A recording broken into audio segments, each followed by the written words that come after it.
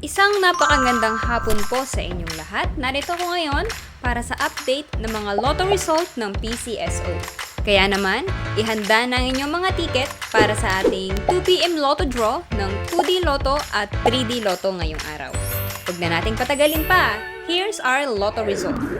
For 2D Lotto, the winning numbers are 16 and 18. In exact order.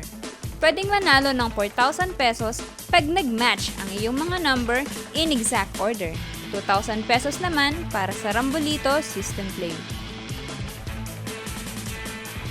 Para naman sa 3D Lotto, the winning numbers are 7, 4, and 8.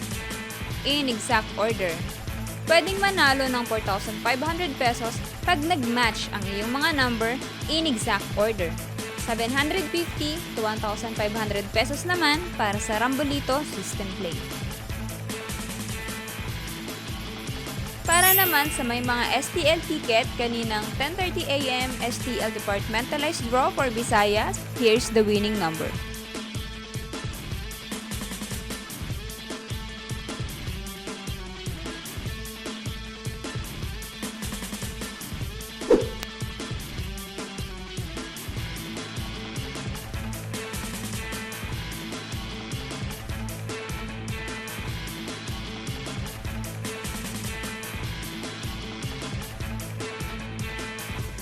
Po ay babala sa ating mga lotto players. Ang lotto ay live na binobola, kaya wala pong nakakaalam ng mga number na lalabas.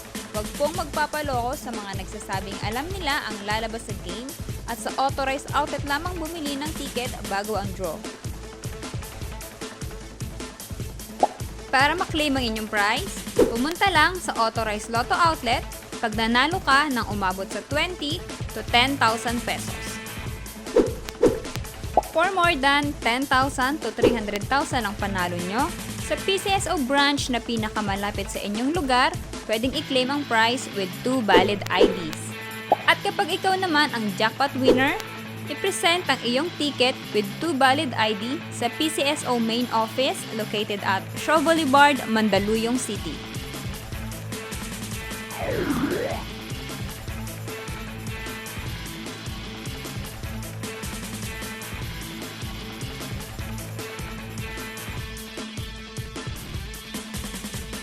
Congratulations po sa lahat ng ating winners at magkita-kita tayo mamayang 5pm draw ng ating 2D Lotto at 3D Lotto. Maraming salamat po.